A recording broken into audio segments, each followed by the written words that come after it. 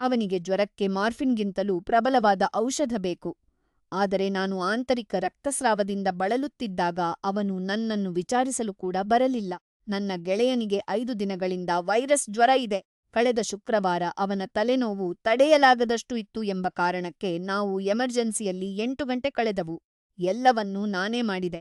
ನಾನು ಕಂಬಳಿಗಳು, ನಾಯ್ಸ್ ಕ್ಯಾನ್ಸೆಲಿಂಗ್ ಹೆಡ್‌ಫೋನ್‌ಗಳು ಮತ್ತು ice ಪ್ಯಾಕ್‌ಗಳನ್ನು pack ಮಾಡಿದೆ. ಅವನನ್ನು ನಾನುಲೇ ಅಲ್ಲಿ ಇಲ್ಲಿ ಕರೆದುಕೊಂಡು ಹೋದೆ. ಆದರೆ ಅವನು ಮಾತ್ರ ಒಂದು ಪುಟ್ಟ ಮಗುವಿನಂತೆ ವರ್ತಿಸುತ್ತಿದ್ದ.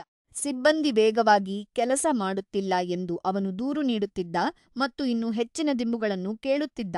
ಎಮರ್ಜೆನ್ಸಿಯಲ್ಲಿ ಬೇರೆ ಜನರಿಗೆ ನಿಜವಾದ ತುರ್ತು ಪರಿಸ್ಥಿತಿಗಳಿರುತ್ತವೆ ಎಂದು ನಾನು ಅವನಿಗೆ ಮನದಟ್ಟು ಮಾಡಬೇಕಾಯಿತು. ವೈದ್ಯರು ಎಲ್ಲಾ ಪರೀಕ್ಷೆಗಳನ್ನು ಮಾಡಿದರು. CT scan ಸರಿಯಿದೆ.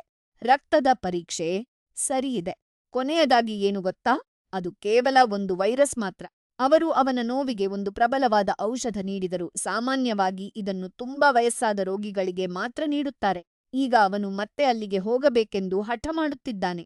ಅವನ ಆರೋಗ್ಯದ ಸ್ಥಿತಿ ಕೆಟ್ಟದಕ್ಕಲ್ಲ, ಬದಲಿಗೆ ಅವನಿಗೆ ಆ ಔಷಧವು ಮತ್ತೆ ಬೇಕಾಗಿದೆ. ನಾನು ಹೊಸ ಕೆಲಸಕ್ಕೆ ಸೇರಿದ್ದೇನೆ ಮತ್ತು ನನಗೆ ವಿಶ್ರಾಂತಿ ಬೇಕು. ಅವನ ತಂಗಿ ಅವನನ್ನು ಕರೆದುಕೊಂಡು ಹೋಗಲಿ ಎಂದು ನಾನು ಹೇಳಿದೆ, ಆದರೆ ನಾನೇ ಕರೆದುಕೊಂಡು ಹೋಗಬೇಕೆಂದು ಅವನು ಪಟ್ಟು ಹಿಡಿದ. ನಾನು ಇಲ್ಲ ಎಂದು ಹೇಳಿದೆ. ಇಲ್ಲಿ ನೋಡಿ, ಅಸಲಿ ವಿಷಯವೇನೆಂದರೆ, 1 ತಿಂಗಳ ಹಿಂದೆ ನನಗೆ ಕರುಳಿನ ರಕ್ತಸ್ರಾವವಾಗಿ ನಾನು ಎಮರ್ಜೆನ್ಸಿಗೆ ಹೋಗಿದ್ದೆ.